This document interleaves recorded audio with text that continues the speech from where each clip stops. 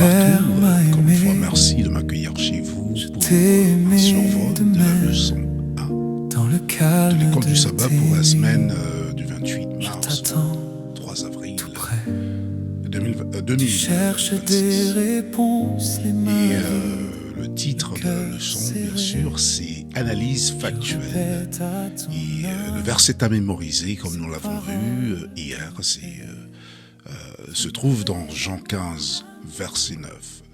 Comme le Père m'a aimé, je vous ai aussi aimé. Demeurez dans mon amour. Alors, résumé pour dimanche, qui est le 29 mars 2026, qui parle de notre condition basée sur le livre d'Apocalypse, les versets 14 à 22.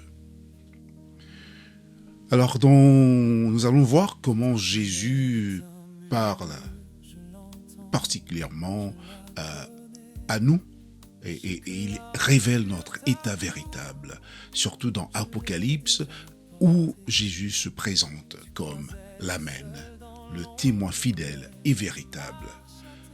Ce qui signifie que son diagnostic est absolument vrai et sans erreur. Il décrit son peuple comme tiède, ni chaud ni froid, autosuffisant, qui n'a besoin de rien, mais en réalité pauvre, aveugle et nu spirituellement. Le problème principal, nous pensons aller bien spirituellement, alors que ce n'est pas le cas. Le danger de la tiédeur spirituelle, c'est que ça représente une fausse indication de soi-même. La tiédeur propose une version superficielle, irrégulière, sans passion pour Dieu. Jésus déclare une parole assez choquante. Il préfère que nous soyons totalement engagés ou totalement indifférents, plutôt que dans une religion tiède. Pourquoi ? Parce que la tiédeur donne une illusion de salut. Et ça empêche une vraie transformation, bloque notre dépendance envers Dieu. L'appel de Jésus, c'est un appel divin, un divin échange. Nous lui apportons notre tiédeur et il la transforme en feu pour nous. Dans Apocalypse 3, 18, 19, Jésus nous propose une solution pleine d'amour. Il nous invite à acheter, échanger l'or éprouvé par le feu. Une foi authentique et précieuse.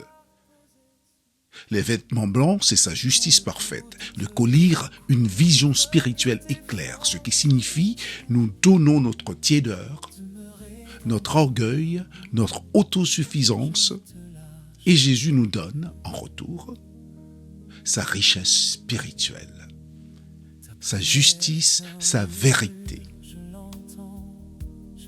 En fait, Jésus nous propose une correction motivée par l'amour, quand il déclare clairement « Je reprends et je châtie tous ceux que j'aime ». Donc, ce message, ce n'est pas une condamnation, c'est un appel urgent à la repentance. Même dans notre état, il ne nous rejette pas, il nous invite. L'espérance pour aujourd'hui, malgré notre condition, c'est que il y a une grande espérance. Jésus voit notre état réel, il nous aime malgré tout. Il offre tout gratuitement. Il attend simplement notre décision.